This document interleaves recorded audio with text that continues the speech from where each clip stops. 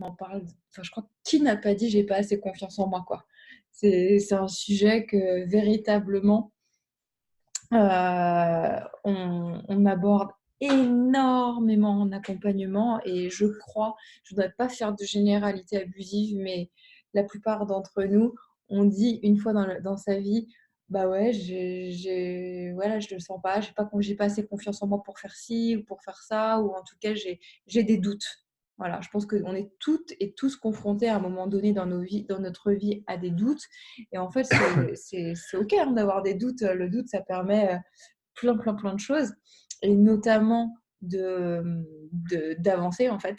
Parce que si on remet rien en question quelque part, si on sort pas de notre zone de confort, eh bien, on n'avance pas et dans ce cas-là, dès qu'on prend des risques quelque part, il y a les petites parts en nous qui se questionnent et cetera et qui créent donc du doute et voilà. Et donc, on s'est interrogé avec Lucas sur mais qu'est-ce que c'est la confiance en soi? Parce que finalement, tout le monde nous en parle, mais quand on interroge comme ça les gens pendant, je sais pas moi, des petites sessions ou même quand nous on s'est posé la question, finalement, Mmh. on ne sait pas exactement ce que c'est. Ouais, c'est clair, c'est devenu comme ça aussi, hein. Même nous, il y a des trucs sur lesquels, on les voit comment? Bah, il y a des peurs qui ressortent, des croyances, on passe pas à l'action. Moi, j'ai du mal sur certains trucs et je suis en mode, en fait, ouais, j'ai pas suffisamment confiance en moi pour faire tel ou tel truc et le truc, c'est ça, c'est qu'une fois que tu as conscience de ça, bah, c'est bien cool, mais en fait, comment on fait, quoi? Voilà. Donc la confiance en soi, c'est un état en fait qui n'est pas hyper évident à décrire, mais c'est comme comment dire? Un ressenti, une perception intérieure qui qui nous fait, ouais, douter et voilà et en gros, quand on l'a pas, pardon et donc du coup, quand on l'a, en fait, c'est un état où on se sent confiant, où on se sent sûr, où il y a une forme de ouais, c'est vraiment ça, c'est un ressenti, mais qui peut être différent selon les individus. Donc c'est pour ça que c'est difficile à décrire. Mais on va quand même, essayer de le faire. Donc en gros, ça comprend 2 notions. La première, c'est son sens de l'efficacité personnelle, de quoi on est réellement capable. Et donc pour ça, il faut réussir à avoir comment dirais-je? Une vision objective de la réalité sur ce qu'on est vraiment capable de faire. Ah, Hem, est-ce que je peux te couper juste 2 secondes? Juste vous dire, c'est vraiment très judicieux pour vous de prendre des notes ce soir. D'habitude, on le précise peut-être pas, mais là, ce soir, on vous conseille vivement de prendre des notes. Voilà, pardon. moi, je t'en prie. Donc ouais, c'est ça, c'est vraiment qu'est-ce que je suis déjà capable de faire et cetera. Mais dans tous les cas, c'est que même si vous êtes pas capable, c'est de croire que vous êtes capable de le faire. Donc ça, c'est un des premiers, c'est le premier facteur de la confiance en soi et la deuxième chose, c'est le respect de soi qui va de pair avec ça, c'est: «Je mérite d'être heureux et je mérite ce qui est le mieux pour moi». Ces 2 choses-là combinées, donc soit la façon d'être capable d'aller vers quelque chose enfin, on pense être capable de le faire, pardon, et, ouais, et d'être digne de le faire. Donc ça va avec à la fois le potentiel et le droit d'avoir ce qu'on pense le mieux pour soi. Ok. C'est aussi la faculté à avoir une vision positive de soi basée sur la réalité.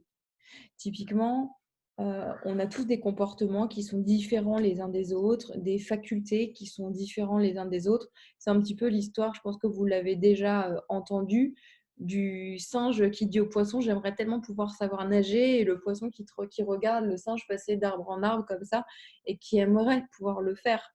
Mais il peut pas parce que c'est pas dans sa nature et en fait, chaque atout est à valoriser. En revanche, on n'a pas tous les mêmes capacités, on n'a pas tous les mêmes envies, ni les mêmes besoins de réalisation.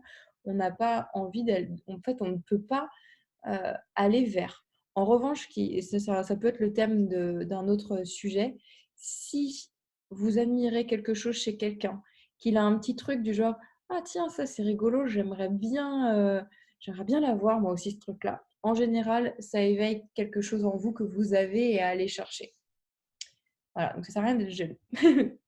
La deuxième chose, la quatrième chose, pardon, après tout ça, c'est la capacité à prendre des décisions. La capacité à prendre des décisions, elle est très, très riche dans la façon dont on dirige sa vie et dont on nourrit la confiance en soi. La confiance en soi, quelque part, en fait, elle s'acquiert pour arriver au succès. C'est pas le succès qui donne confiance en soi. Donc, c'est pas vos réussites qui vont faire que vous allez avoir confiance en vous. C'est un état d'être, comme je vous le disais au départ. Oui, c'est ça. Alors, j'ai la phrase là sous les yeux, c'est: «Le succès n'engendre pas la confiance en soi, c'est la confiance en soi qui entraîne le succès». OK? Ça, c'est une notion très, très importante. Donc pour résumer ce que je viens de dire, c'est quoi la confiance en soi? Finalement, c'est le sens de, l'efficacité personnelle, de quoi je suis véritablement capable et d'y croire, et le respect de soi, la conviction que je peux réussir et que je mérite d'avoir la vie dont je rêve, en fait. La vie ou le succès ou tous vos moteurs potentiels. Donc après, il y a les piliers de la confiance en soi. Ouais, il y a les piliers, c'est vraiment des, je sais pas, ouais, moi, piliers, j'ai pas vraiment d'autres synonymes en fait. Ils sont au nombre de 7 qui vous amènent vraiment une indication de OK, là, je me lance dans quelque chose et je suis suffisamment en confiance pour me lancer dedans, étant donné que je me reconnais dans ces 7 piliers qui sont vraiment fondamentaux. Le premier, c'est la passion. Premier pilier, la passion. C'est-à-dire, est-ce que je suis transcendé par ce que je fais? En gros, est-ce que, par exemple, je suis capable de faire ça gratuitement pour les autres? Est-ce que je ne vois pas le temps passer quand je fais ce que je fais? Est-ce que je suis transporté par ce que je fais, transcendé? Est-ce que voilà, c'est en moi, c'est comme ça, c'est plus fort que moi, je suis dans ce truc. Le deuxième, c'est la conviction. Je suis convaincu que je vais réussir. Il n'y a pas d'autre possibilité. L'échec n'est pas envisageable. Il n'y a aucune éventualité qu'il se passe autre chose que la réussite. Le 3, c'est la stratégie. Est-ce que j'ai un mode opératoire, un processus efficace pour m'emmener vers mon objectif? Okay. Le quatrième, c'est la clarté des valeurs, extrêmement important, celui-ci, hein, comme on l'avait déjà vu avec vous dans les On en premiers. fera un, vraiment, on en fera. On en refera un sur les valeurs parce que c'est vraiment surpuissant, ça aussi. Mais en gros, voilà, la clarté des valeurs. Est-ce que j'ai travaillé suffisamment mes valeurs? Est-ce que mes valeurs hautes, est-ce que ce que je fais au quotidien est dans mes valeurs hautes et est-ce que ça m'emmène justement vers ma réussite? Le cinquième, c'est l'énergie. Est-ce que j'arrive à optimiser suffisamment mon énergie pour en avoir à profusion et l'investir justement dans ce que je souhaite? Le sixième, c'est l'art de se lier. Donc là, on est vraiment en mode, est-ce que je suis capable de trouver des ressources externes et de créer quelque chose avec d'autres personnes éventuellement pour aller vers ma réussite? Et le septième, et pas des moindres, c'est la maîtrise de la communication. Donc là, on est vraiment en mode, par exemple, moi, en faisant ces conférences, chose que j'avais jamais fait de ma vie avant personnellement, et ben, je continue d'aller sur le chemin de la maîtrise de la communication. En tout cas, j'essaye d'y aller à mon rythme. Et voilà, donc là, du coup, vous avez les 7 piliers qui vous montrent que vous êtes sur le bon chemin et du coup, vous gagnez confiance, tout simplement. OK? En fait, dans la vie, il y a 2 types de personnes. Ils peuvent être définis, donc de 2 façons différentes. Il y a les joueurs, il y a ceux qui vont prendre des risques et qui vont aller, faire des choix et s'investir dans les choix qu'ils font. Donc en fait, il y a pas de retour en arrière. C'est-à-dire: «OK, là, je dois, j'en sais rien moi, par exemple, pour ma santé, arrêter de fumer. Bon, bah, voilà, je prends la décision, j'arrête de fumer, point barre, ça s'arrête là», et la cigarette, c'est comme si elle n'avait plus jamais existé dans la vie de la personne. Bon, là, je prends l'exemple de la cigarette, mais ça peut être quitter son job, ça peut être changer de régime alimentaire, ça peut être, j'en sais rien, tout, quitter son mec, enfin, voilà, peu importe. Et après, il y a les autres, ce sont les suiveurs. Donc, c'est ceux qui, au contraire, ont besoin de beaucoup de temps de réflexion, d'analyse. Et une fois qu'ils ont fait enfin ce choix, eh bien, ils vont en douter, le remettre en question. Est-ce que c'est bien fait? Est-ce que si? Est-ce que ça? Et en fait, ça, c'est super important. Alors là, en fait, il n'y a pas vraiment de. Enfin, j'ai dit qu'il y avait 2 types de personnes, mais on va plutôt le prendre comme un curseur de la confiance en soi. Et en fait, c'est juste savoir où est-ce que vous vous situez. Est-ce que vous êtes une personne qui analyse tout, qui déjà n'arrive quasiment pas à faire de choix, et quand elle en fait, bah, de toute façon, elle les remet en question? Ou est-ce que c'est un petit peu ça, pas trop ça, beaucoup ça? Ah bah non, quand même, je peux faire des choix et puis après, une fois que j'en ai fait, même si je réfléchis beaucoup, et voilà. Et en fait, savoir où est-ce que vous vous situez par rapport à ça. Et tout est OK. Le seul truc, c'est que justement, pour être dans la réalisation de son plein potentiel, vous avez réellement besoin d'avoir une vision objective et réelle. Je ne sais pas si vous connaissez la différence, enfin, je ne vais pas faire de philo, mais entre le réel et la réalité. Pardon. Ma voix, le philo, non, C'est Philo qui n'est pas passé. pardon. Excusez-moi, j'ai un bug. Oui, en gros, le réel, c'est ce qui se passe vraiment, et la réalité, c'est comment nous, on le perçoit.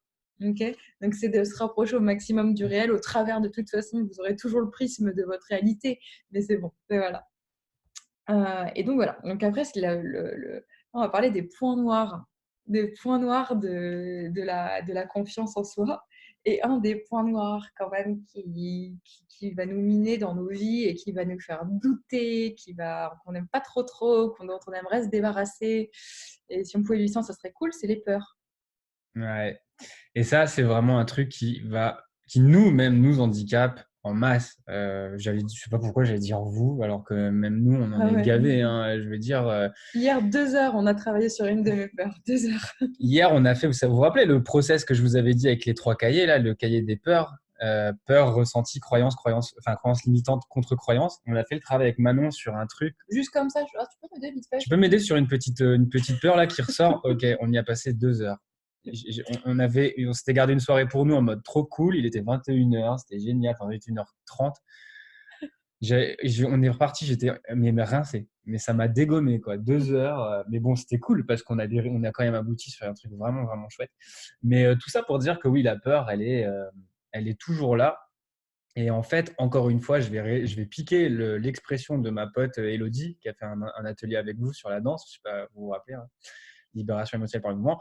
Elle dit toujours merci la peur de me montrer le chemin. Parce que rappelez-vous que c'est ça, en fait. Hein. Plus il y a une peur quelque part, plus il faut aller dans cette direction. Plus il y a quelque chose à travailler, plus vous allez évoluer. Je ne sais pas ce qu'on a. Je sais pas ce qu'on a. Pardon. Mais toujours est-il que la peur nous montre le chemin et en fait, on n'a pas spécialement à réfléchir. Il faut juste arriver des fois à débrancher un petit peu et c'est pas forcément facile parce que en fait, la peur, c'est vraiment la seule chose qui vous empêche d'obtenir qui nous empêche d'obtenir ce qu'on veut dans la vie.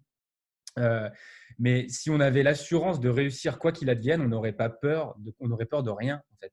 Si on était convaincu qu'on allait réussir, peu importe ce qu'on entreprend, on n'aurait aucune peur. On serait libre d'accomplir tout ce qui est bon pour nous et notre vie serait bien différente, n'est-ce pas? Je pense on est tous d'accord pour le dire. Et du coup, on aurait pleinement confiance parce qu'on ne se pose pas la question est-ce que j'ai peur? Est-ce que j'ai pas peur? Mais non, j'y vais en fait, c'est cool, c'est ok, je suis aligné, c'est parti. On est Du coup, sûr que ça va marcher. on est sûr que ça va marcher. J'ai totalement confiance en moi. J'ai confiance en mon succès. Et ça, je vous avoue que c'est des choses. Par exemple, j'ai répondu vite fait. Marion, je disais la confiance vient aussi avec la maîtrise dans un domaine particulier. Et j'ai répondu, je ne sais pas si vous avez fait attention, du moins l'expérimentation. Parce que c'est ça aussi. Expérimenter amène de la confiance aussi. Hein. Aller vers quelque chose et faire des tests, faire des essais, ne pas lâcher, ne pas abandonner, continuer, ça nous donne confiance. Okay, déjà, ne serait-ce que d'avoir la confiance de ne jamais abandonner. J'ai suffisamment confiance en moi pour savoir que je n'abandonnerai jamais. Je continuerai quoi qu'il advienne. Et déjà, ça, c'est une réussite. C'est une des plus grandes réussites. Parce qu'encore une fois, il y a des gens sur Terre, il y en a plein. Hein, c'est Edison, ça, ou je vais dire une bêtise? Je vais peut-être dire une bêtise. Thomas Edison, le qui, quoi, la violence. Non, je sais pas. Thomas Edison qui a passé mais Ah des oui, lui, il années a et des années et échoué. des années à se ramasser, à se casser la gueule. Tout le monde se foutait de lui. C'était la risée de la science et tout. Ouais.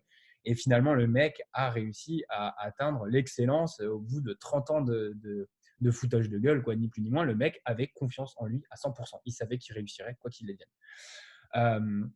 Qu'est-ce qui va être hyper nocif en fait dans votre chemin vers la confiance? Il y a 3 choses.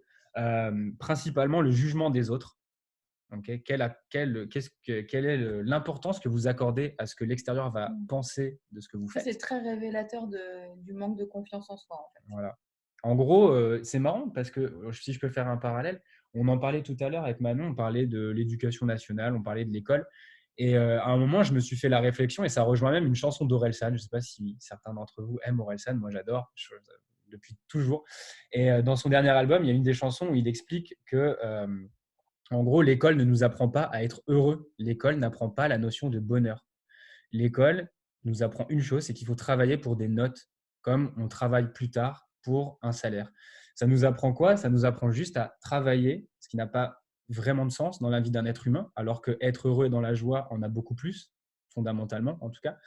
Et en gros, on travaille pour obtenir l'approbation de l'extérieur, que ce qu'on a fait est bien ou pas bien, par un système de notation.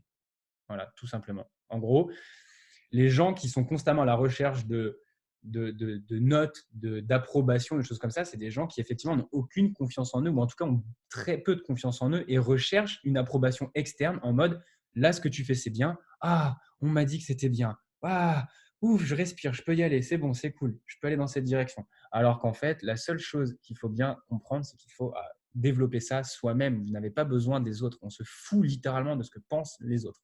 Donc, tant que ça ne leur nuit pas, évidemment. Okay. Et d'ailleurs, je fais juste une petite Non, non, aparté, parce que là, je recherche là, je travaille sur la sécurité intérieure en ce moment, parce que moi, c'est quelque chose dont j'ai beaucoup manqué, que j'ai beaucoup renforcé ces dernières années, mais quand même. Et je crois qu'il y a, là, dans les personnes que j'accompagne en ce moment, il y a un gros manque à ce niveau-là de sécurité intérieure. Donc, si vous avez des ouvrages qui parlent de ça, ou des témoignages, des formations filées ou des trucs comme ça, bah, ce serait super cool. Voilà, je fais juste une petite aparté là-dessus. Donnez-nous des informations, donnez-nous des informations. Du coup, Donc, je oui, la disais la du non-confiance, le jugement. jugement permanent, le jugement des autres, pardon. Du coup, le deuxième, voilà, les doutes permanents. C'est-à-dire qu'on se lance, mais on se lance, je ne sais pas trop, et puis dès que je fais un pas, mais ce que je fais, c'est de la merde, non, il faut que j'arrête tout, c'est pas possible, ça ne va jamais marcher. Voilà. Donc ça, Toi, avec tes plans alimentaires. ça c'est, ouais, voilà. Moi, dans mes plans alimentaires, je suis totalement comme ça. Mais là, ça va un peu mieux quand même. Non, mais il m'arrive plein de choses à niveau alimentaire en ce moment. Voilà, ça, on s'en fout, c'est pas le sujet. Voilà, est-ce que je Mais rajoute 100 grammes de glucides? vas-y, faut pas mettre. Mais bref, Non, mais le doute, toujours c'est est-il chiant. que moi aussi, je doute. Et puis pourquoi je dis moi aussi? Évidemment que je doute sur plein de choses, comme tout le monde, mais c'est pas pour autant que je fais pas ce qu'il faut pour éviter de douter de moi le moins possible. Chaque jour suffit sa peine. Une très belle expression, bien à l'ancienne, comme on les aime. Et la troisième chose qui va vraiment faire que vous n'allez pas, enfin, ralentir ce process de confiance, c'est fuir les responsabilités. C'est vraiment être en mode je ne contrôle rien. Si j'échoue, c'est pas ma faute. C'est à cause de l'extérieur. Blablabla, blablabla. En gros, je n'ai pas mon libre arbitre. Je suis dans la fatalité. Je ne contrôle rien de ce qui se passe. Je fuis totalement mes responsabilités, alors que vraiment au niveau du mindset, ce qu'il faut bien comprendre dans le domaine de la confiance, c'est être conscient que peu importe ce que vous faites, peu importe ce qui vous arrive, comment je pourrais dire ça? Je vais nuancer mes propos, mais il y a évidemment des événements dans la vie qu'on ne peut pas forcément maîtriser, des accidents, des décès, des maladies, des choses comme ça. Ok, on n'a pas forcément non plus un impact malheureusement sur tout ce qui peut se passer, mais de manière, dans les grandes lignes, en grande majorité, on choisit absolument tout ce qui nous arrive dans la vie. Et ne pas faire un choix, c'est faire un choix. Il y a des gens, des fois, certaines personnes sont confrontées à des situations dans leur vie, et beaucoup de gens vont leur dire «Ah bah, fais le pour et le contre, voilà, qu'est-ce que tu veux, qu'est-ce que tu veux pas, gna gna gna gna gna». Mais ça n'aide pas, parce que tout simplement, il y a des moments aussi où on n'est pas forcément prêt à faire un choix, et c'est OK en fait. On n'a pas que 2 solutions, oui ou non. Non, des fois, on peut aussi choisir: «Je veux pas choisir». Là, maintenant, je ne suis pas prêt ou prête à faire un choix, et du coup, je fais le choix de ne pas choisir, et j'accepte tout ce qui va découler de ce choix et de cette non-action, on va dire à ce moment-là. Ouais, et par rapport à ça, c'est hyper important justement quand on doute par rapport à un choix à faire. C'est très souvent qu'on est pris entre deux choix. Je vais vous prendre l'exemple du choix amoureux parce je pense qu'il parle à tout le monde. Ça va pas dans mon couple. Donc on a un postulat d'un couple à deux personnes hétérosexuelles. Ça va pas dans mon couple. Bon, bah, faut que je parte. Ou alors, je vais être obligée de vivre comme ça pendant je sais pas combien de temps. Donc, soit je le quitte, mais l'idée m'est insupportable. Mais rester dans cette situation, c'est absolument invivable. Et je me bats avec ces deux idées. Mais la réalité, c'est que la plupart du temps, quand on n'est vraiment pas sûr et qu'on doute et qu'on questionne ça pendant super longtemps, il n'y a aucune des deux solutions qui nous va. Et donc, dans ces cas-là, l'astuce que j'ai expérimentée avec franchement, je pense que je peux dire des centaines de personnes maintenant, c'est de lâcher les deux. Et les deux n'existent plus et regarder ce qui émerge. Et franchement, c'est assez fantastique. Quand vous êtes prise entre deux choix et qui ne vous conviennent pas, mais il y a tous les autres autour que vous ne voyez pas en fait. Hein. Ok ? Ça, c'est hyper essentiel. Okay. Dans la vie, il n'y a que des possibilités, il n'y a que des opportunités, il n'y a que des solutions. Et pour Julie, le deuxième, c'était jugement, doute et la fuite des responsabilités. Ne pas prendre 100% de responsabilité. Non, ouais, c'est le 2 qui lui manquait. Ouais. Doute permanent. Ouais. Tu remets constamment en question tout ce que tu fais. Tu avances d'un pas. C'est pas que tu recules, mais tu avances d'un pas et tu bloques et tu es en mode je me prends la tête. Quoi. Alors c'est bon, merci. Non, mais j'avais bien noté en fait, mais j'avais un doute, mais du coup, j'avais bien noté. C'est bon, merci. Alors là, il y a quelque chose à aller voir.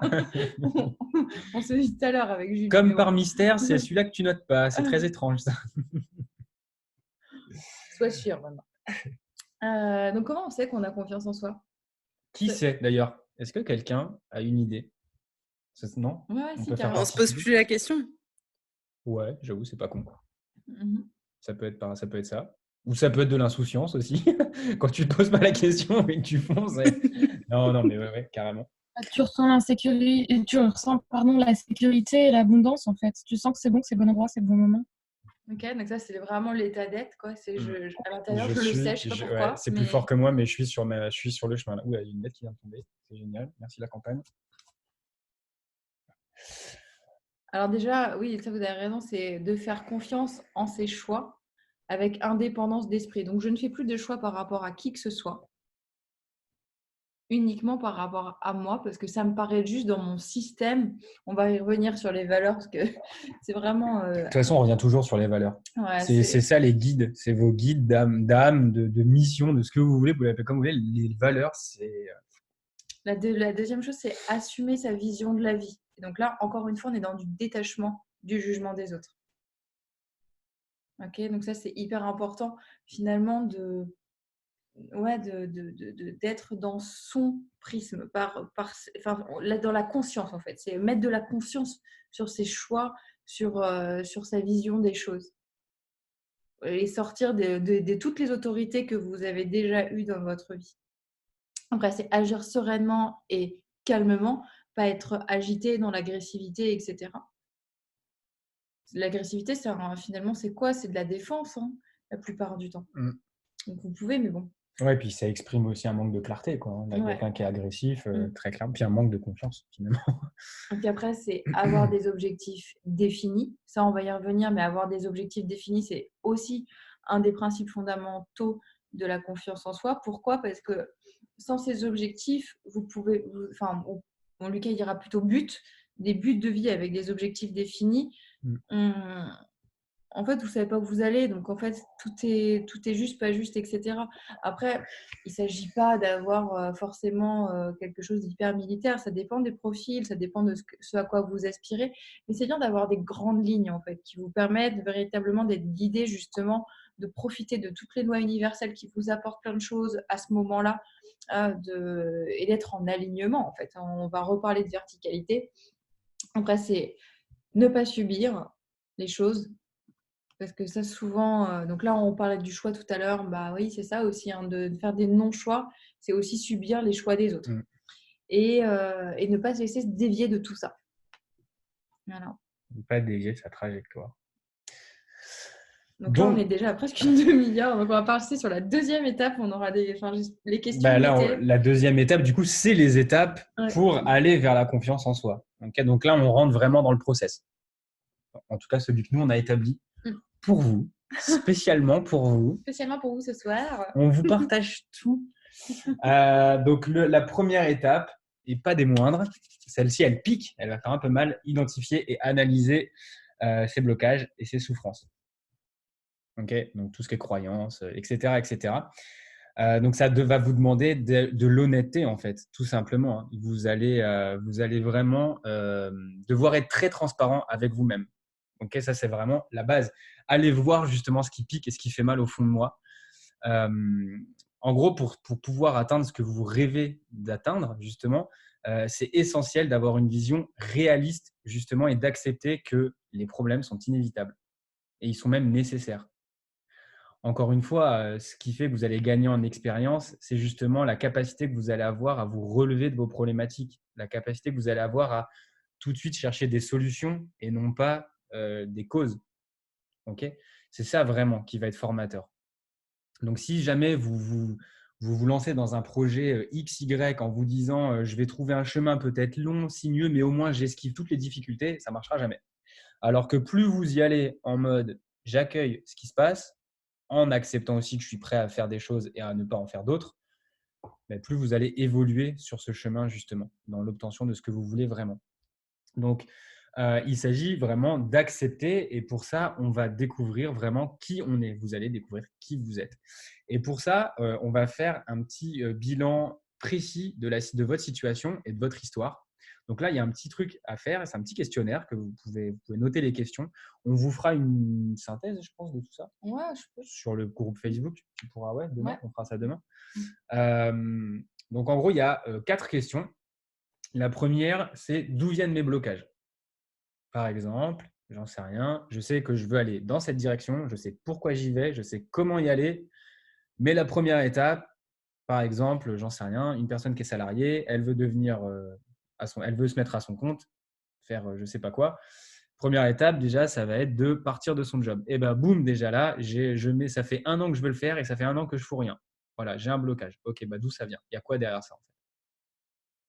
Arriver à aller suffisamment en profondeur et en étant suffisamment transparent et honnête avec vous pour pouvoir analyser ça. Ça peut être X, Y raison. Oui, Marie-Ange, il y aura un replay. Ouais, parce que je suis sur tous les fronts en même temps. Il y aura un replay, Marie-Ange, pas de problème. La deuxième question, c'est quelles sont les peurs? Je bloque, ok, donc si je bloque, c'est qu'il y a une peur, comme un animal, hein, il court, il y a un truc qui lui fait peur, hop, il va freiner comme ça. Bon, bah, c'est quoi la peur en fait? Quelle est la peur sous-jacente à ce blocage? Troisième question, de quoi je souffre? Qu'est-ce qui me fait mal? C'est quoi qui me pique comme ça derrière? Pourquoi je me dévalorise quand j'ai peur? Vous voyez, tous ces genres de choses qu'on peut se dire, hein. Je pense il y en a pas mal hein, ici ce soir, et nous compris, hein, clairement, hein, qui ressentent ça. Et la quatrième question, c'est objectivement, qu'est-ce qui m'empêche d'avancer? C'est toujours le même principe de j'ai un état présent, aujourd'hui je suis comme ça, je veux aller là. De quoi j'ai besoin? Qu'est-ce qui m'empêche de? Enfin, qu'est-ce qui m'empêche de et de quoi j'ai besoin pour aller du point A au point B? Et ça marche. Enfin, ça, c'est vraiment un vrai tip ce que je vous donne sur les états émotionnels. Enfin, voilà, ce qui bouge, ce qui empêche là, entre les deux, c'est vraiment. Et puis ça peut être même, voilà, simplement. Ouais, je me sens pas bien, je me sens pas bien, je suis dans un état dépressif, j'ai envie d'aller de la joie. OK, qu'est-ce qui t'empêche d'aller chercher ta joie? Et là, il y a plein de choses là-dedans, dans cet espace, justement. Moi, je veux être heureux, mais j'y arrive pas et j'ose pas aller voir ce qui fait mal. Voilà, ce genre de truc, quoi. C'est ça, on est Non, d'accord, hein? ouais. Mais en fait, là, je pense un des facteurs les plus importants, en tout cas, là, des investigations qu'on a faites par rapport à la confiance en nous, c'est en nous, en soi, etc. C'est le vrai message, c'était justement d'avoir une vision objective. Et parce que quelque part, la non-confiance en soi, c'est irrationnel. Mm. Elles sont liées à des peurs, à de l'anxiété, à du stress, à des choses qui ont été vécues, mais c'est plus les mêmes aujourd'hui. Enfin, voilà. Et puis généralement, en grande majorité, c'est des choses qui ne nous appartiennent pas, en plus de ça. Oui, et ça peut être des peurs des peurs Faut et aussi des voilà. voilà. Les expériences de vos parents ou là où ils ont échoué, c'est parce qu'ils ont échoué que vous allez échouer C'est pareil, ça. hein. Et ouais, voilà, c'est ça. On a projeté des peurs d'échec sur vous qui ne vous appartiennent pas et on peut en projeter plein. Est-ce que éventuellement quelqu'un aurait une question ou une intervention à faire ou une précision? Vous pouvez aussi apporter au contraire hein, comment vous voyez la chose. N'hésitez pas. Hein. Je sais pas. Ok. Mais donc voilà, là c'est oui, Ah Alice, ouais, vas-y. ok. Alice et Johan, allez-y. Ouais. Je voyais bien que vous faisiez des gestes tout à l'heure, mais j'étais pas sûr. En fait, on se faisait des gestes entre nous, on discutait aussi, mais c'est vrai que ouais, c'est super ce qu'on peut partager. Parce que j'ai envie d'écrire plein de choses, puis en fait, puis bon. Vas-y, fais-le à l'oral, c'est mieux, ouais. Alors, je trouve que c'est effectivement vachement bien d'aller se poser toutes ces questions-là. Là, il y a quelque chose qui m'a fait réagir, c'est quand tu as dit mais en général, ça ne nous appartient pas. Là, pour le coup, je pense que je changerais de paradigme en disant à partir du moment où je reprends possession, à partir du moment où quelque part ça m'appartient aussi, oui, c'est peut-être arrivé à mes parents, mais ok, ça m'appartient aussi puisque ça m'empêche d'avancer. Du coup, je reprends du pouvoir dessus. Et du coup, je peux décider, puisque ça m'appartient, d'en faire ce que je veux et donc de ne plus me laisser embarrasser par tout ça. Ouais, c'est clair. Ça, c'était là-dessus que je voulais réagir. Et à un autre moment, mais ça, je ne suis pas encore bien au point, mais il y a toute cette place des autres. Et de se dire à quel point, voilà, on n'a pas. Je suis OK sur le fait de pas se poser les questions sur le jugement des autres, parce qu'évidemment, ça nous empêche de nous sentir bien, et puis de présupposer du jugement, ça empêche aussi justement d'agir, sans doute et sans confiance. Mais je pense que parfois, justement, c'est aussi le fait d'être confronté aux autres qui va permettre aussi de grandir, qui va permettre de trouver aussi des appuis, mais bon, c'est ce que tu dis aussi quand il y a dans l'étape se mettre en lien. C'est aussi de trouver des endroits valorisants auprès d'autres personnes, parce que du coup, je pense que tout ne nous appartient pas aussi. Bien sûr. Dans le fait d'être valorisé. Et se valoriser, oui, mais aussi aller vérifier ça aussi auprès de personnes bienveillantes. Ça peut aider aussi à gagner en confiance en soi. Carrément. Voilà. Déjà, vraiment, merci de ça, parce que c'est très juste. Je rebondis juste, en fait, par rapport aux autres. Je ne veux pas être tranché, hein, je ne suis pas en train de dire qu'il faut côtoyer personne et que tout le monde est méchant et qu'il n'y a que des gens. Comment ? C'est pas possible, on est forcément non, en lien et en confrontation avec les autres. Donc... En fait, alors peut-être que j'ai du mal à m'exprimer. En fait, ce que je veux dire, c'est que comment on peut gagner confiance ? En fait, je vais vraiment simplifier le truc au maximum pour tout le monde. Comment on peut gagner aussi confiance dans nos relations avec l'extérieur, c'est-à-dire avec d'autres personnes ? C'est cette capacité qu'on va avoir à discerner les toxiques des gens qui vont vraiment nous nourrir et qu'on peut nourrir également, avec qui il va y avoir vraiment un échange. Voilà. Donc, c'est peut-être ça, j'ai peut-être été pas suffisamment clair à ce niveau-là. Voilà, c'est ça, c'est exactement ça, des draineurs et des gaineurs au niveau énergétique, mais aussi d'âme, j'ai envie de dire, parce qu'il y a des gens qui, au-delà de drainer de l'énergie, drainent plus que de l'énergie. Et de là, c'est là où ça devient très compliqué. Et puis en plus, on rajoute de l'ego, on rajoute, etc., etc. Ça fait un mélange un peu explosif. Et donc, on gagne confiance en arrivant en prenant suffisamment confiance, justement, en assumant les relations toxiques et en se libérant de ça. Et on gagne aussi confiance en s'entourant de personnes qui vont justement nous redonner foi en l'humanité, j'ai envie de dire, mais en tout cas qui vont nous rebooster, nous redonner de l'énergie. Et je pense qu'on l'a tous vécu ici au moins une fois avec au moins une personne, tu vois. Donc ouais, carrément, c'est cool que tu sois entendu pour ça, parce que c'était peut-être pas suffisamment clair. Aussi, elle est souvent liée aux attentes, tu vois. Aux attentes, qu'est-ce que mon mec attend de moi, qu'est-ce que mes parents attendent de moi, et donc du coup, comment je me façonne moi à propos de ces attentes que je suppose qu'ils ont envers moi, etc. Et tu vois, c'est aussi se libérer de tout ça. Et ce que tu as dit en premier, c'était quoi déjà la première réflexion, Ouais, le fait que ça nous appartienne ou pas. Oui, c'est ça. Ouais, alors oui, je suis d'accord avec toi qu'on le prend, mais en fait, le fait aussi de savoir que nos croyances qui sont issues parfois du transgénérationnel ou de ce que notre mère nous a expliqué toute notre vie, enfin mère, père, personne référente, nous a dit toute notre vie, etc. Au bout d'un moment, quand on dit bah oui, mais en fait ça c'était sa peur à elle et que je me suis appropriée, mais moi j'ai pas de raison d'avoir peur de ça. En fait, ça libère beaucoup plus vite.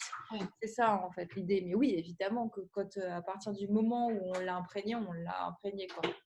Je suis d'accord. Excusez-moi, j'arrive. C'est les alléluia du direct, encore une fois. Merci pour avoir précisé tout ça, effectivement. Non, mais merci pour ton Merci à toi. Puis, moi, je suis trop contente que tu prennes la parole et justement que s'il y a des incompréhensions, on puisse échanger. C'est cool. Donc, là, par écrit, ça aurait été compliqué. Clairement. Alors ouais, la deuxième étape, ce sont encore les valeurs. Donc une fois qu'on a bien des objectivités, on va les construire un petit peu véritablement comment on est aligné, comment on va vers, etc.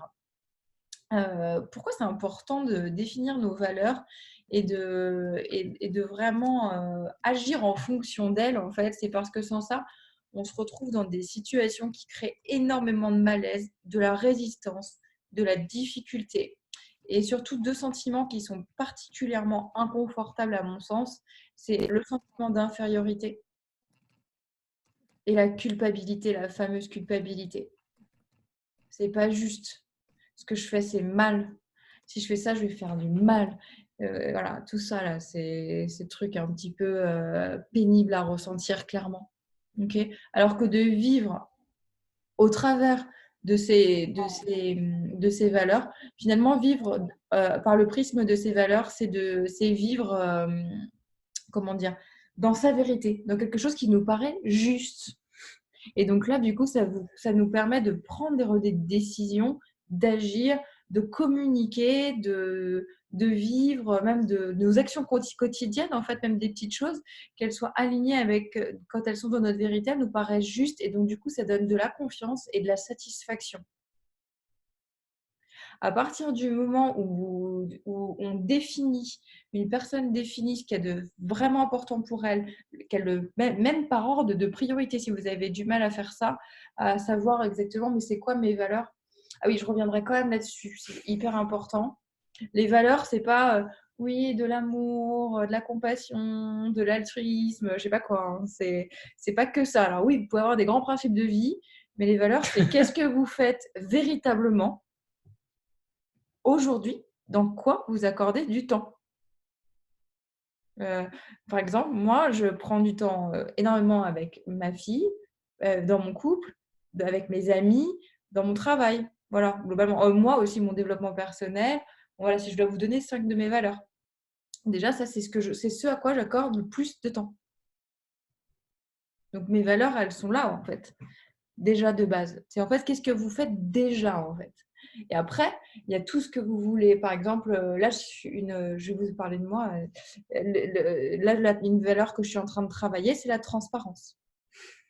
C'est vrai, hein? Encore ce soir là? Encore ce soir. Non, mais je vais pas tout raconter à ce sujet-là, mais c'est quelque chose je, je, que je veux améliorer, en fait, sur laquelle j'ai envie d'attacher de la valeur. Donc, du coup, elle n'était pas forcément en haut de ma liste de priorités. Là, je l'augmente et du coup, j'y attache de l'importance, en fait. C'est aussi comme ça qu'on se construit avec conscience, finalement. On parle beaucoup de pleine conscience, mais c'est pas que prêter attention à ce qu'on fait, la pleine conscience, quand on fait sa vaisselle. Enfin, je sais que là, pardon, excusez-moi, je suis à une grossièreté. Ouais, bourré de clichés, quoi. Non, parce que parfois, j'entends des trucs, ça me fait Moi, bondir je et ça suis m'érisse choqué. les poils. Je ne connais pas cette personne à partir de maintenant. Non, mais pardon, c'est pas ça. C'est que parfois, je lis des choses et je me dis, mais ça insupporte. Mais c'est un autre sujet. Non, mais pour revenir sur les valeurs, il y a un truc que tu as dit qui était vraiment, vraiment Ouais. cool parce que c'est vrai que malgré tout ça, il y a beaucoup de gens encore beaucoup de personnes qui sont un peu en mode, bah oui, malgré tout, j'ai du mal à mettre de la clarté dans mes valeurs, je ne sais pas vraiment quelles sont mes valeurs. Et en fait, le travail peut commencer par quoi? Comme tu disais, déjà, qu'est-ce que vous faites? Par exemple, moi, bon, j'ai une routine. Je pense que tout le monde, de toute façon, actuellement avec le confinement, a une routine. Mais moi, confinement ou pas, ma vie, elle est sensiblement la même, sauf que je ne suis pas chez moi. Mais autrement, mon mode de vie reste exactement le même. Et je suis très heureux comme ça. Mais le truc, c'est quoi? Bah, par exemple, je me lève, je prends mon petit-déj et après, je fais quoi? Je fais du sport. Voilà, 2 heures tous les jours. Je fais 2 heures de sport. Ça, c'est une de mes valeurs hautes. Pour plein de raisons qui sont les miennes, mais c'est une de mes valeurs hautes. Après, je profite du temps avec mon couple, avec la petite, la famille. Voilà, c'est ultra important aussi pour moi. Après, ben, il y a l'alimentation. L'alimentation, bien nourrir mon corps, avoir de l'énergie, mon bien-être avec le yoga et tout. Tout ça, c'est hyper important pour moi. Ça me permet d'être qui je suis au quotidien. Et après, il y a mon travail, le business, mon développement personnel, mon mindset, travailler sans arrêt, tout ça. Tout ça, c'est vraiment mes valeurs. Et du coup, bah, tout ce que je fais chaque jour, toute mon énergie, je l'investis dans mes valeurs. Donc forcément, je suis hyper aligné dans ce que je fais. Ça ne veut pas dire que j'ai pas de peur, que j'ai pas ceci, cela, encore une fois, mais je suis hyper aligné dans ce que je fais chaque jour. Tout simplement. Ouais, il y avait des questions. Non, j'ai pris en voir une.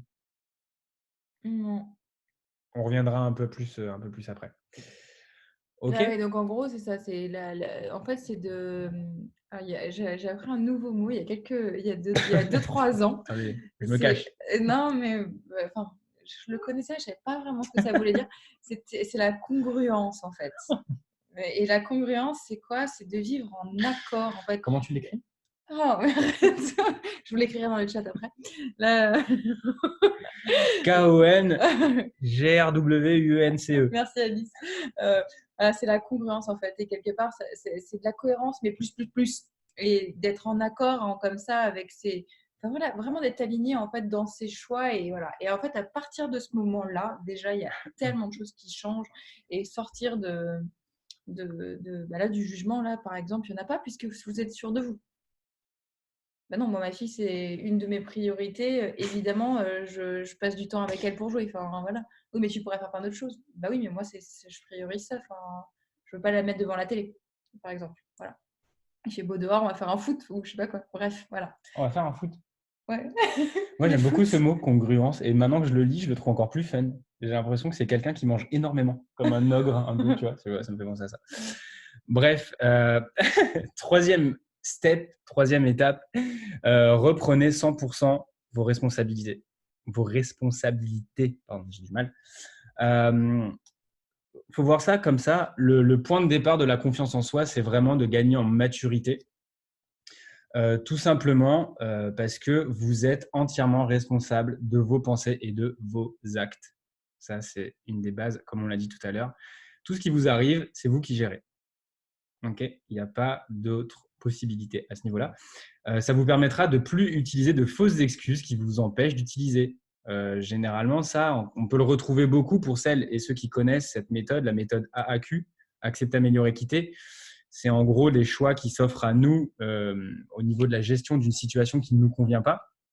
Soit on accepte, soit on améliore, soit on quitte. C'est ce qui en temps normal devrait se passer pour tout le monde, sauf que 95 et peut-être même plus % des gens en utilisent une quatrième qui est la plainte. Et gna gna gna, gna gna gna, gna gna gna. Voilà. Et en gros, tout le monde m'emmerde et moi, je suis la pauvre petite victime qui ne fait de mal à personne, etc. etc. Voilà. Donc, en gros, sortez de ce schéma-là. Je ne vais pas rentrer dans les détails. On pourra réaborder cette méthode dans une autre conférence, mais qui est très, très simple, hyper accessible et qui est ultra puissante elle aussi, parce que vous pouvez la mettre en place, mais genre direct. Mais en gros, voilà. Vraiment, il n'y a plus d'excuses. Vous ne pouvez plus vous cacher. Et du coup, il faut accepter aussi les conséquences de vos actes comme celles de vos intentions, tout simplement. OK ? En fait, il faut vraiment se dire que prendre et assumer la responsabilité de notre vie, en gros, qu'est-ce qui se passe à partir de ce moment-là? Ça vous procure une sensation de pouvoir, de liberté, et c'est vraiment très agréable. Parce que du coup, à cet instant-là, vous redevenez maître de votre existence. Vous gérez vous gérez tout ce qui se passe. Il n'y a plus de place au hasard, à la fatalité. Okay, parce que c'est ça aussi la plainte. On est frustré quelque part de s'auto-persuader qu'on ne gère pas les événements. Encore une fois, je nuance mes propos, comme j'ai dit tout à l'heure, il y a des choses. Okay, mais toujours est-il que voilà, on est en pleine capacité à partir de maintenant de sortir de ces schémas-là et vraiment d'assumer tout ce qui se passe. En décidant d'être en accord avec vos besoins et vos valeurs, vous vous préparez à accomplir vos buts, à atteindre vos objectifs, tout simplement, qu'ils soient personnels ou professionnels. Vous allez droit dans cette direction. C'est important de comprendre aussi que les autres ne sont pas responsables de notre bien-être ou de notre mal-être. Okay, tout ce qui est tourné vers l'extérieur, vraiment, vous le balayez de votre état d'esprit. C'est vous et uniquement vous dans cette démarche. De la même manière, ils ne sont pas censés deviner ou imaginer quelles sont vos attentes. Okay, c'est à vous aussi d'exprimer, par exemple, vos besoins, d'exprimer vos limites, de prendre dans votre liberté la liberté d'exprimer ce qu'il vous faut, ce dont vous avez besoin ou pas. Okay, et du coup, en prenant la responsabilité de qui vous êtes et vos besoins, vous prenez également la responsabilité d'exprimer ces besoins à votre entourage de manière claire et précise. Encore une fois, comme on a dit tout à l'heure, ça c'est un des piliers, la maîtrise de la communication. La maîtrise de la communication, ce n'est pas forcément non plus que le verbal. La communication peut être aussi gestuelle. autant sur le niveau des mains. Vous pouvez peut-être voir, Manon, elle communique beaucoup aussi avec ses mains. Elle est très gestuelle. Moi, peut-être aussi, je ne me rends pas compte, mais je sais qu'au niveau du visage, j'ai beaucoup d'expressions quand je parle au niveau du visage. Bref, on peut C'est tout communiquer. le corps, en fait. Hein. On peut communiquer de plein de façons différentes et c'est vraiment super cool. Là, ce sera incongruent, par exemple. Il me perturbe énormément ce mot. Il me perturbe énormément. Mais bref, voilà, il faut la manière la plus simple pour que quelqu'un vous comprenne au-delà de ce que vous avez à dire, c'est la manière dont vous le dites. Parce que il y a Ça appuie, par exemple. Voilà, je cherche à vous convaincre. Ayez confiance. Non, mais en vrai, tu sais, il y a une phrase comme ça, mais j'arrive jamais à m'en rappeler. C'est entre ce que je vous dis, ce que vous pensez comprendre, ce que je vous croyez que j'essaye de vous dire ou je sais pas quoi. Il y a 1000 façons de ne pas se comprendre. En fait, on est complètement là-dedans, quoi. Déjà, en fait, même quand on apprend le métier de thérapeute, on nous dit déjà, à partir du moment où tu crois avoir compris ce que l'autre est en train de te dire, tu n'es déjà plus avec lui, tu es chez toi. Et donc, parce que du coup, on essaye de comprendre l'autre à travers notre propre prisme. Et forcément, ça part en vrille, en fait, à ce moment-là. Parce que c'est juste impossible. OK ? Posez des questions, l'autre est intéressant. Posez des questions. Intéressez-vous, arrêtez de penser que vous croyez que le comprendre, quoi. Tous les gens sont intéressants. Ouais, je pense. Ça, ce sera un À sujet de découvrir, conférence. ouais. Est-ce que tous les gens sont… Non, je plaisante. Non, c'est horrible. Ouais, l'importance de la reformulation, c'est clair. Ouais, c'est clair. L'important, ouais, complètement. Donc, il faut réussir à prendre conscience que votre bonheur dépend de votre transformation intérieure et non pas extérieure. Encore une fois, ce n'est pas les autres qui vous apporteront bonheur ou malheur. C'est vous, tout simplement.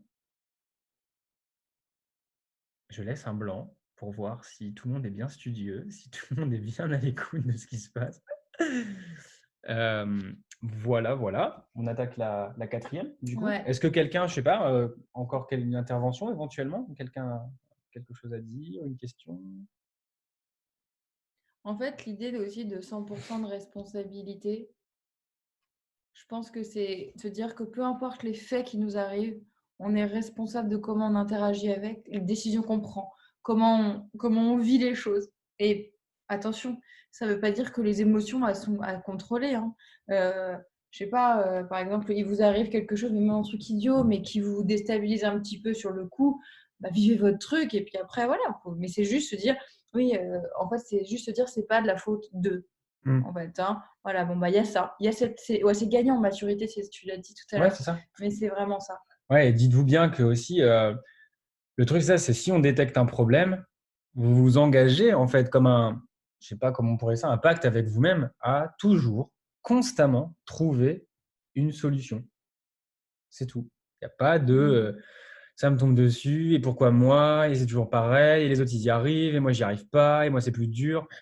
Ok, bon, je veux pas être méprisant clairement, mais c'est des choses qui reviennent très régulièrement. Et si vous vous reconnaissez dans les phrases que je viens de dire, alors peut-être pas de cette façon-là, mais si vous vous reconnaissez là-dedans, là déjà vous avez des choses à travailler. Ok, encore une fois. Le regard des autres, on peut être dans la bienveillance avec les autres, mais en aucun cas se dire que les autres nous veulent. C'est à cause des autres si on est bien ou pas bien. Okay. Donc en point 4 et 5, en fait, on va parler véritablement de ce qui se passe à l'intérieur de nos petites têtes, de nos petits cœurs, de comment ça… Quoi non, le petit cœur, ça me fait rire. Ouais, c'est ça. Congruent, ce petit cœur. Ouais, aujourd'hui, je suis boutique. Je sais pas.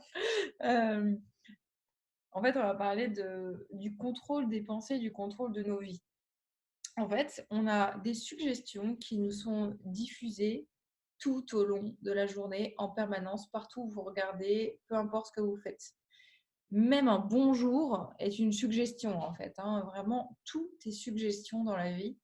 Et donc, il y a les grosses suggestions, typiquement les publicités, mais il y a aussi toutes les petites choses comme ça qu'on se dit entre nous, du type tiens, il fait un petit peu froid, si y a la fenêtre ouverte, c'est déjà une suggestion de est-ce qu'il serait pas intéressant de fermer la fenêtre. Voilà, tout est des suggestions. Et en fait, il faut savoir qu'on a donc les suggestions qui sont faites comme ça dans notre monde environnant. Il y a les suggestions qu'on se fait à l'intérieur de la tête et toutes celles qu'on est en train de se faire ou celles qu'on imagine. Le truc, c'est qu'aujourd'hui, on le sait, c'est prouvé, bon après avec des sciences nouvelles, mais quand même, que le subconscient ne fait pas la différence entre le fictif, ce qu'on s'imagine, et la réalité. Donc en fait, ça, c'est extraordinairement génial de savoir ça. À partir du moment où on le sait, on peut le manier. À partir du moment où on ne le sait pas, on se laisse manipuler. Et se laisser manipuler, c'est… Bon, je pense que c'est difficile aujourd'hui. Il faudrait vraiment se couper de tout pour pas être manipulé sociétalement et c'est pas forcément intéressant. Parce que bon, voilà, on est des êtres sociaux, on vit en groupe, la symbolique est intéressante et importante même dans notre monde. Mais ce qui est surtout important là dans notre sujet de la confiance en soi, ça va être de se laisser inspirer et de construire un monde à l'intérieur de nos têtes qui soit bienveillant et qui soit surtout inspirant, dynamique et qui nous permette en fait quelque part de plus être dans des schémas de manipulation destructrice ou négative ou qui nous tirent vers le bas, mais d'aller vers quelque chose de plus positif. Alors ça va être quoi? Ça va passer par ce qu'on regarde, donc les vidéos que vous regardez, la lecture, l'écriture, je sais pas moi, tout ce que vous pouvez même écouter, donc tout ça, que ce soit des choses qui soient inspirantes. C'est pour ça que en développement personnel, ça je pense que vous l'aurez entendu, tout le monde dit arrêtez de regarder les infos toute la journée. Parce que c'est des charges négatives qui sont extrêmement fortes. Et ça, mais enfin, je repense à cette amie qui écoutait les informations H24 tout le temps, tout le temps, tout le temps. Elle était en colère en permanence le jour où elle a arrêté et pourtant elle était bien plus âgée que moi, cette personne. Et le jour où elle a arrêté de regarder les infos, sa vie a littéralement changé. Et moi, j'étais choquée quand elle m'avait dit ça. C'était il y a bien 10 ans, hein, cette histoire. Et je me suis dit, ah bon, à ce point-là et tout. Et puis maintenant, je le comprends. Alors, après, ça va être aussi s'éloigner des personnes toxiques. Donc ça, on en a parlé tout à l'heure. C'est pas toujours évident, on le reconnaît. Enfin, voilà. Mais en tout cas, dans la mesure du possible, limiter les impacts. Voilà. Ça, c'est au minimum, c'est vraiment ce que je vous recommande. Enfin, ça, c'est pas évident, quoi. Mais c'est s'entourer, en tout cas, de gens qui favorisent un état d'être supérieur. Et quand je dis supérieur, c'est pas être les rois du monde, les rois du pétrole, mais c'est supérieur dans le sens d'un état d'être à l'intérieur bien, quoi. Voilà, de bien-être, en fait, fondamentalement. Basiquement, si vous posez, comment savoir si une relation est toxique ou pas pour vous? Déjà, si vous en venez à vous poser la question, c'est qu'il y a un truc. Voilà. Je dis ça au passage. Voilà. Après, voilà, ça, on sait que ça, c'est vraiment complexe comme sujet. Donc, et puis, c'est pas du tout notre spécialité, on va pas s'aventurer là-dedans. Et après, bon, bah voilà, l'autre, comment faire pour aussi faire ça, au-delà de lire, écouter, machin, ça va être des visualisations, tout ce qu'il y a de méditation, l'auto-hypnose, c'est fantastique. Ouais, ça va être de construire des choses qui vont vous permettre d'aller vers encore ou de réparer. En fait, étant donné que le cerveau ne fait pas la différence entre ce qu'il imagine, à partir du moment où il imagine, il est capable de le créer. Donc ça, c'est hyper essentiel à retenir. Donc du coup, si vous, je sais pas, même par exemple, là, se détacher de quelque chose, vous pouvez très bien visualiser cette chose et tout ça, vraiment la construire, la ressentir, la voir, l'entendre, etc. Enfin, vraiment, et puis si jamais il y a un lien à couper, visualiser un lien, couper le lien. J'en sais rien, moi, la faire disparaître de votre esprit, la mettre dans un coffre. Ça peut être aussi, par exemple, je sais pas moi, pour les sportifs, ils visualisent leur match avant de le faire. Par exemple, j'en sais rien, moi, on pouvait même faire cette expérience, on le fera plus tard, mais si vous faites comme prenez votre pouce et vous allez jusqu'à un certain endroit au maximum, si vous visualisez dans votre tête après ce même geste en imaginant faire 360 degrés, eh bien, vous allez aller plus loin que la première fois. Enfin, c'est ça, ça va toujours être développer vos capacités par l'esprit. Donc ça, je pourrais vous suggérer des choses. En revanche, je pense que j'en partagerai sur le groupe. Pour moi, c'est une illusion de penser qu'on puisse avoir du contrôle sur nos vies. Trop de choses qui arrivent, qu'on ne peut anticiper. Ouais. Alors, ouais, c'est clair. Enfin, Non, vas-y, c'est pas grave. Je sais pas, moi, j'ai envie de dire, ouais, je suis d'accord avec toi. Ce serait bête de dire que c'est pas vrai. Mais quand je parle de contrôle sur nos vies, là, c'est très extérieur. Par exemple, je prends le coronavirus, c'est très extérieur à moi. Plus je m'éloigne de choses de ma vie, moins j'ai d'emprise dessus, en fait, tu vois, parce que la théorie officielle, c'est des mecs qui ont bouffé un animal, c'est ça, qui avait développé ce parasite de je sais pas quoi, et ça s'est répandu sur un marché en Asie, en Chine. Bon, moi, directement dans ma vie, voilà, j'ai pas vraiment d'emprise à ce niveau-là, et je suis bien d'accord avec toi. Mais tu vois, par exemple, nous, qu'est-ce que je peux te dire, moi, par exemple, à mon échelle, on peut avoir un impact, même à petite échelle, sur le monde. Moi, j'ai déjà coaché des gens, mais surtout une personne que j'ai eu à l'époque, il y a quelques années maintenant, quand je faisais vraiment des accompagnements purement alimentaires, tu vois, en nutrition. Et j'ai récupéré cette personne qui était complètement rincée, aucune énergie, qui était en permanence en train de faire le yo-yo, qui avait tout testé, qui mettait toute son énergie dans les régimes, etc., etc. Et en fait, avec elle, on a fait un travail sur 6 mois et on a réussi ensemble à la remettre vraiment d'aplomb, d'équerre et tout. Et cette nana, elle a tellement découvert de choses sur elle, elle a tellement gagné confiance justement, qu'elle a monté des associations, dont une en humanitaire. Elle est partie faire plein de choses en Asie et en Afrique. Tu vois, genre construire des arrivées d'eau potable, des écoles, des choses, amener des fournitures. Je dis pas que c'est grâce à moi, en aucun cas. Mais on a tous, c'est comme le colibri, chacun fait sa part et au final, on arrive à quelque chose de global, tu vois.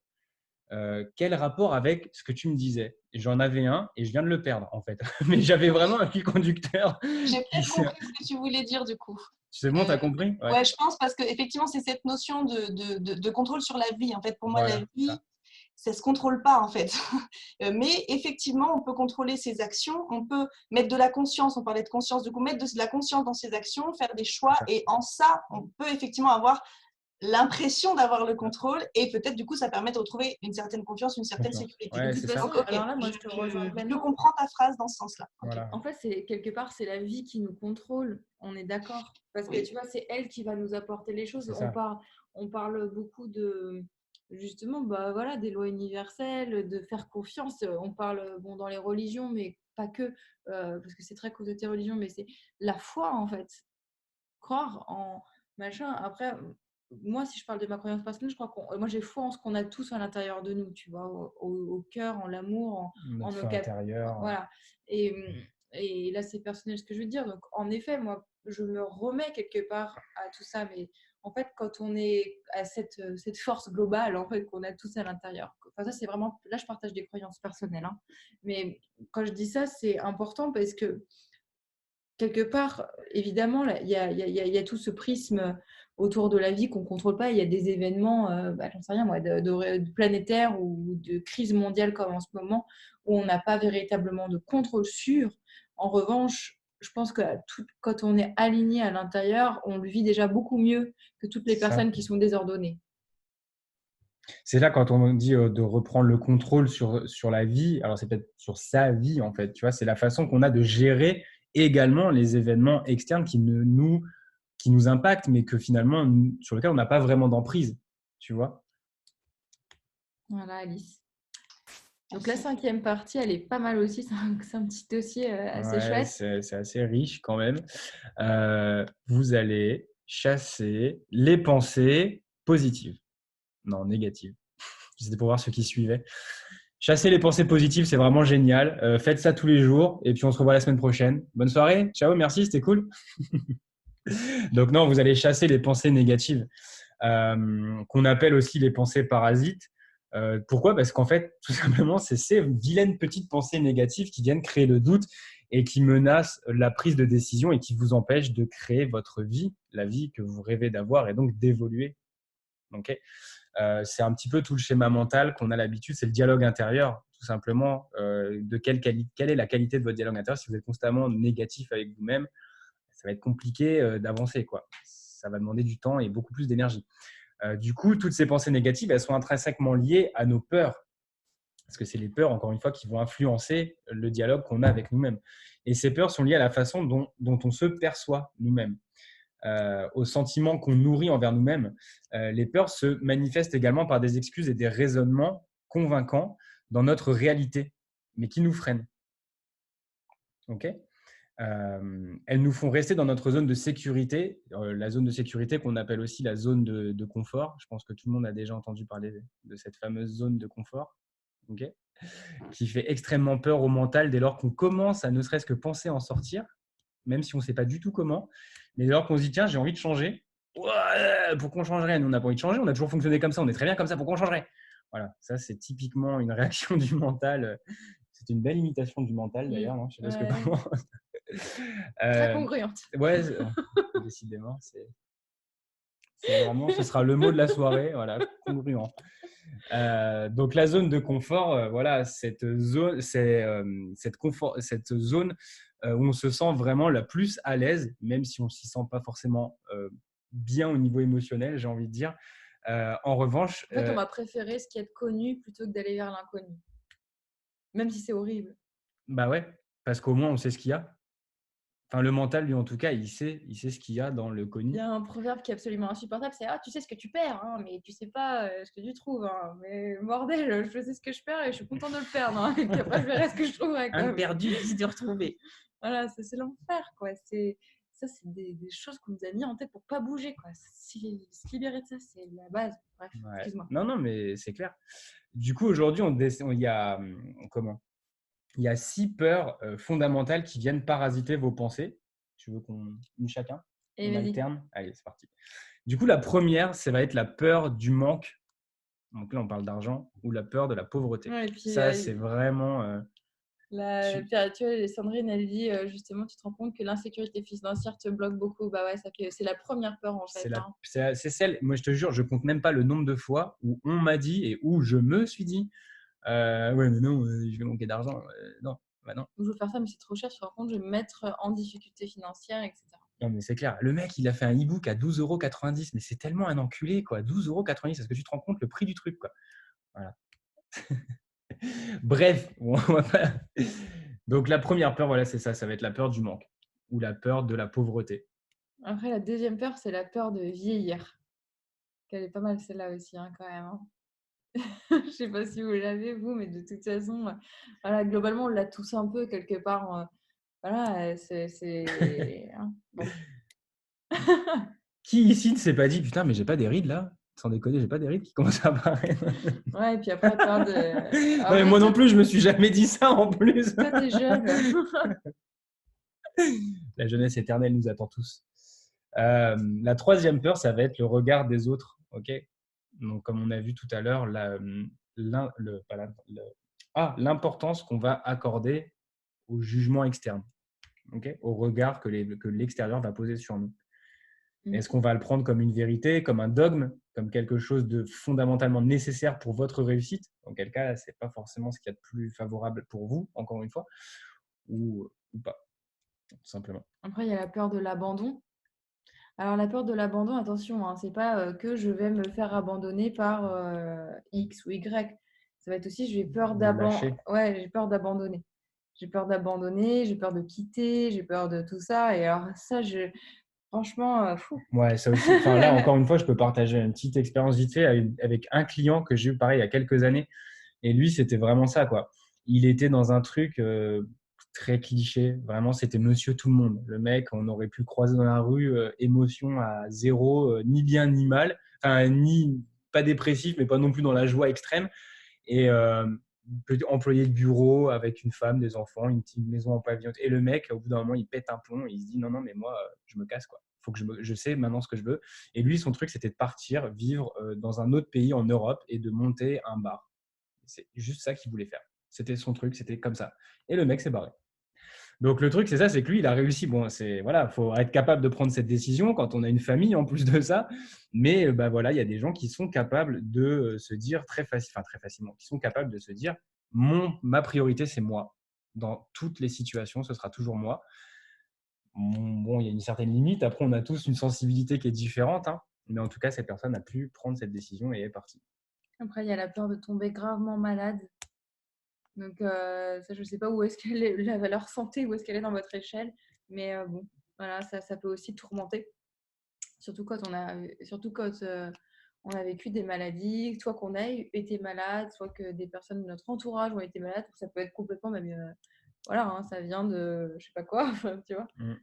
Voilà. Et la 6e peur, c'est la peur de la mort. Voilà, donc là, je pense que ça, c'est une peur qu'on partage tous en tant qu'être humain à échelle différente, encore une fois, mais celle-ci, pour le coup, elle est quand même Il y a une personne qui voulait assez faire présente. un sujet sur ça et je pense que ça serait vraiment chouette, enfin chouette dans le sens intéressant de s'y intéresser. Voilà. Et puis après, additionner à toutes ces peurs-là, et ben, il y a toutes les peurs qu'on se construit tout seul, hein. Ça, c'est vraiment les 6 majeures qui ont été recensées, en tout L'inconscient cas, collectif. voilà, qui parasitent la pensée, hein, des peurs parasites. Vraiment, c'est ça, en fait. Et après, il y a toutes les peurs qu'on se fait nous-mêmes dans notre quotidien, voilà, hein, qu'on on sait très bien s'en générer, en tout cas, voilà. Et comment on fait, en fait, pour aller au-delà de ça et pour les dépasser? Déjà, il faut prendre la décision. Il faut choisir. Je choisis aujourd'hui de me libérer de tout ça. Et alors après, ça, pour le coup, on parle de rigueur régulièrement. Et ben ça, là, c'est de la rigueur. C'est un travail qui est fastidieux et qui demande de la persévérance, pardon, pour aller chasser ces pensées négatives et donc du coup avoir comme on dit dans le business de coach, un mindset, un état de pensée qui soit, moi j'aime bien dire constructif, intelligent, bienveillant, qui soit, ouais c'est ça, favorisant en Ouais, fait. constructif. Favorisant pour soi. Alors attends, juste 2 secondes. Ouais. J'ai vu que Julie, elle disait qu'elle lui manquait des peurs. Peur de manquer, peur de vieillir, peur du regard des autres, peur de l'abandon, peur de tomber gravement malade, peur de la mort. Ok. Ah bah Alors non, c'était bon. OK. C'est pas grave. Alors du coup, comment ça marche pour chasser le négatif? Déjà, donc il y a toute une phase d'observation. Donc du coup, il s'agit de quoi? Il s'agit de s'observer penser. Donc du coup, et là, c'est pas forcément de la méditation. Là, pour le coup, ça va être de la pleine conscience.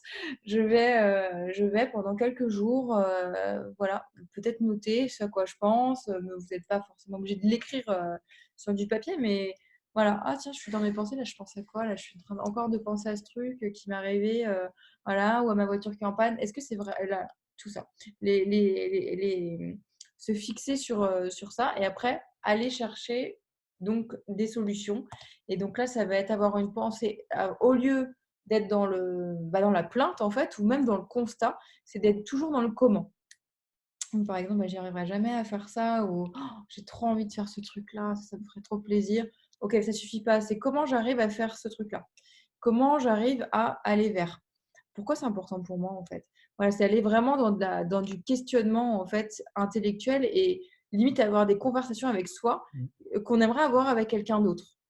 Et en fait, à partir de là, bon après je dis pas qu'il peut pas y avoir de pensées plus comment dire contemplatives mais c'est juste toutes les pensées qui sont parasites avec toutes les peurs là, dont on vient de vous dire ou tout ce que vous pouvez ressasser inlassablement, des histoires que vous vous racontez tout le temps. Par exemple, quand on vit des situations délicates, inconfortables, toxiques, douloureuses, bah, souvent on se les répète, on est là-dedans, mais véritablement quand vous continuez, voilà, une fois que vous y avez assez pensé. Donc là, là pour le coup, c'est un jugement qui est propre à vous, hein, mais bon, si ça fait un mois que vous répétez la même chose tous les jours dans votre tête, peut-être que c'est bon. Et ça va pas bouger davantage. Et donc se dire, bon, bah quoi. C'est Julie. Hashtag conversation avec moi-même. Ouais, mais grave. C'est ça. Faites-vous des conversations. Il y a plein d'idées riches qui vont naître. Après, vous avez votre petit cahier des idées, vous écrivez tout. Mais bon, si après un jour on vous voit dans le vide, le regard dans le vide et parler tout seul, c'est chaud quoi. Allez-y ouais, tranquille ça. aussi quoi. Ouais, et donc, alors après, ça, c'est vraiment un état de concentration aussi, quelque part. Mais en fait, l'idée, c'est quoi? C'est pas de virer toutes vos pensées et d'être contemplative. Même, je cherche un terme depuis tout à l'heure que je trouve pas, de voguer. C'est génial de voguer dans ses pensées, de faire rien. Nous, parfois, on s'allonge, on est juste là, on réfléchit, on est dans nos trucs, on sait même pas à quoi on Végétatif. pense. Ouais, voilà, un petit étape pas C'est trop végétal. cool d'être végétatif. Ouais, je sais pas si c'est Moi j'aime bien être végétatif, mais c'est végétatif.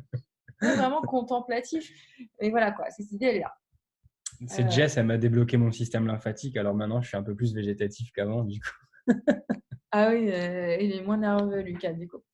Donc voilà. Donc en fait, c'est ça. Donc pour reprendre les trucs, c'est d'abord faire une analyse un petit peu de voilà, s'observer, penser, dire, ok, voyons, là, mon dialogue intérieur, dès que je me regarde dans le miroir, je me trouve laide, dès qu'on m'appelle, je me trouve conne, voilà, dès que vous avez, enfin, en plus cette histoire-là, et puis l'autre, et puis ceci, et puis cela, voilà. Si vous avez tout ça, déjà, on se dit, ok, ça sert à rien. Puis dès que je fais ça, dès que je sors de chez moi, là, par exemple, peur d'être malade, là, en ce moment, bah, c'est une peur que vous pouvez avoir particulièrement. Ouais, qui est réel. Qui peut être votre réalité en tout cas. qui Ouais. peut être voilà, une réalité, surtout si vous avez un profil à caractère à risque ou que vous êtes confiné avec des personnes qui, voilà, qui peuvent être vraiment mis en danger. Bon, bah, voilà, après, le tout, c'est pas d'être dans une psychose, c'est de se dire ça existe. Donc, en fait, passer de l'état irrationnel, de la peur, qui est lié à une émotion qui nous stresse et qui nous angoisse et qui nous font vraiment peur et nous rentrer dans des états pas possibles, mais se dire, OK, ça existe, comment je fais pour minimiser les risques ou même avoir un risque pas zéro, Ne plus y mais penser, quoi, en tout cas. voilà. Ouais. Ne plus en tenir compte. OK. Donc déjà, c'est ça, donc avoir une première observation, être dans un état de questionnement et après, bah voilà, ouais, se concentrer un petit peu sur ses pensées. Et en fait, ça demande de la rigueur. Et faire ça pendant un certain temps, je ne peux pas définir de temps comme ça. Je ne vais pas vous dire, faites ça pendant 3 semaines et vous allez voir, c'est magique. Faites-le régulièrement et puis très souvent de faire attention. Et puis, bon, bah, si vous arrivez à une situation qui est vraiment pénible, bon, bah voilà, ok, ça c'est pénible pour moi. Donc, ok, bon, bah voilà, au départ, je vais être dedans, je vais être concentrée, focus là-dessus, mais sans libérer en fait au fur et à mesure. Voilà. Après, en 6e point, après avoir fait tout ça, il y a l'affirmation de soi et vivre dans son intégrité. L'affirmation de soi, une fois qu'on a libéré ses peurs, c'est vraiment le moment de s'affirmer et d'affirmer son identité, etc. Et en fait, s'affirmer, quand on parle de ça, c'est donner un sens à ses aspirations, leur donner le pouvoir d'exister véritablement. Je crois que c'est Cam qui parlait tout à l'heure de ça, justement. Je ne sais plus exactement ce que tu disais, mais dans le chat, j'ai lu, tu disais, voilà, je remettrai sur Facebook les points. Non, Maïté, c'est Tu mort. disais, voilà, j'essaie d'être en accord avec ce que je dis, ce que je fais, peu importe si personne est d'accord ou non. Hein, Cam, je ne sais plus ce que tu disais exactement. Mais ouais, on dépasse un peu ce soir. On vous avait dit que c'était un gros morceau. Il y a 7 étapes, on a bientôt fini. C'est de la dernière, juste après. Je ne perds pas trop de temps là-dessus parce que finalement, l'affirmation de soi, en fait, c'est juste se dire, OK, là, c'est bon, je vis avec mes valeurs, je suis en harmonie avec tout ça, je fais tout bien, etc. Je gagne de confiance en moi, je gagne en plein de choses. Et en fait, ce que je fais, c'est bon pour moi et juste, je l'affirme. Et si quelqu'un est en désaccord avec moi, il a fait pareil. Soit en accord avec toi-même, et puis après, bon, bah, s'il y en a des désaccords et des conflits de valeurs, bon, on a le droit. Mais voilà, moi, je reste fidèle à moi-même, en fait. Voilà. Et après, la 7e étape. 7e et pas des moindres, définir ses objectifs et les buts que vous souhaitez atteindre et du coup établir un plan d'attaque. Donc là, on va faire le où, le pourquoi et le comment. Tout simplement. Enfin, tout simplement. Pourquoi quelle est l'utilité de cette étape? Parce que ça vous donne une ligne de conduite et un plan pour l'avenir. En fait, vous savez, encore une fois, comment… quelqu'un veut prendre la parole? Non? Ah, c'est une erreur. Excusez-moi. J'ai entendu du bruit, je me suis dit, ah, quelqu'un va intervenir. Donc, l'objectif de ça, c'est d'arriver à se fixer des objectifs réalistes, accessibles et quantifiables. Ok. L'objectif, c'est pas non plus de faire générer en vous une peur de l'échec. C'est vraiment d'arriver à faire quelque chose que vous pouvez atteindre. Okay, mais en même temps, il y a aussi ce côté où des fois, il y a un curseur entre atteindre des trucs voilà, inaccessibles et en même temps viser trop bas. Des fois, c'est bien aussi de se challenger quand même. L'objectif étant, encore une fois, d'expérimenter les choses pour évoluer. Du coup, le truc, c'est ça, c'est que pour être efficace, il faut fixer des objectifs quand même précis et savoir organiser donc un plan d'action pour les atteindre. Et pour ça, il faut se poser les bonnes questions pour pouvoir mettre ça en place. La rigueur, déjà, premièrement, la rigueur favorise la réussite. On doit faire de nos buts une priorité. Comme je le dis souvent, c'est bien de savoir où on va, mais ce qu'il y a de plus important, vraiment, ce qu'il faut bosser le plus, ce qu'il faut affiner le plus, le rendre le plus précis possible, c'est le pourquoi. C'est le but de vos objectifs. Pourquoi vous voulez atteindre ça? Ok. Encore une fois, plus le pourquoi, plus le but sera mais hyper parlant pour vous, mais quelque chose vraiment, mais c'est ça quoi, c'est ça, je veux ça, c'est pas possible autrement, c'est ça.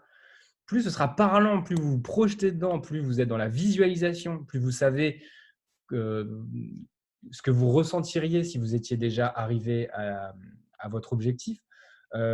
Qu'est-ce que se diraient les autres à votre contact et dans quelle situation vous êtes, etc., etc. Il y a plein de questions comme ça pour travailler son pourquoi, mais plus en fait le comment, du coup, il est facile à mettre en place. Du coup, c'est important d'être, comme je disais, rigoureux. Je lis mes notes en même temps, excusez-moi, parce qu'on a quand même beaucoup de choses. C'est pour ça que si vous me voyez depuis tout à l'heure faire des allers-retours avec mes yeux, c'est parce que je lis des notes pour ne pas oublier. Du coup, c'est important d'être rigoureux dans la recherche d'un équilibre et d'être entre l'effort et le repos, entre vie professionnelle et vie personnelle. Okay, donc là, on est vraiment aussi dans l'optimisation énergétique. C'est-à-dire que une fois que vous avez le où, le pourquoi, le comment arrive, encore une fois, si le pourquoi est béton, forcément, comment atteindre un but de rêve, parce que c'est ça que je veux, mais forcément, vous trouverez automatiquement des centaines de solutions pour y parvenir, et c'est génial. Mais la base de la base, ça va être vraiment d'arriver à optimiser son énergie. Ça, c'est vraiment, mais moi, c'est ce que nous, on met en place immédiatement. Dès les premiers rendez-vous dans nos accompagnements, le premier rendez-vous avec moi, c'est routine du bien-être.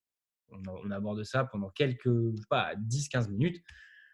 Tu manges bien, tu fais du sport, tu lis, tu travailles ta sphère émotionnelle, etc., etc. Tu es dans le bien-être. Et là, à partir de là, déjà au bout d'une semaine ou deux, déjà, tu ne vois plus les choses de la même façon. Tu as de l'énergie à revendre et du coup, tu peux être efficace et productif dans ce que tu fais. Ouais, en conclusion, la confiance en soi, c'est plein de choses, ça passe par plein d'étapes. Et comme vous l'aurez remarqué, en fait, c'est pas un processus qui se fait, allez, vas-y, c'est bon, je prends un cahier et en 2 semaines, j'ai confiance en moi, quoi. Voilà, c'est pas ça, c'est quelque chose qui se travaille sur le long cours et qui va finalement faire quoi? Définir que vous êtes capable d'arriver à faire des choses, tout ce que vous voulez, en fait, à partir du moment où vous êtes aligné avec. C'est clair. Et à partir de ce moment-là, il n'y a pas de limite. Là, après, bon, bah voilà, on va pas revenir sur des choses qu'on a déjà dites. Mais par exemple, si l'objectif est énorme, bon, bah, il va falloir du temps, il va falloir pouvoir mesurer exactement ce que disait Lucas. Les objectifs, en fait, il faut bien les évaluer. Ouais, et puis il y a tout ce processus aussi au niveau des buts, des objectifs, pardon. Il y a beaucoup cette façon aussi de les structurer sur les visions, que ça soit court terme ou moyen long terme. Alors des fois, il y a beaucoup de gens, et ça nous arrive souvent, des gens qui souhaitent atteindre des choses qui sont leurs objectifs à eux, mais qui sont soit que des courts termes, soit du coup plutôt que du long terme. Du coup, la chose à faire quand c'est comme ça, si vous vous reconnaissez aussi là-dedans, donc là, je vous partage un petit truc qui est quand même très simple et très efficace. Si vous avez beaucoup de vos objectifs qui sont quand même court-termistes, peut-être que vous manquez d'ambition. Okay, peut-être que vous pouvez aussi revisiter vos capacités, revisiter vos expériences, ce que vous avez déjà vécu, ce que vous avez déjà fait, et peut-être que vous êtes capable de viser un petit peu plus haut que ça. Okay, et à l'inverse, si vous êtes plutôt en mode « Ah ben voilà, moi j'ai cet objectif, mais ce n'est pas avant 5, 10 ou peut-être 20 ans, j'en sais rien », eh ben, essayez de faire comme une sorte de rétro-planning pour jusqu'à l'obtention de cet objectif.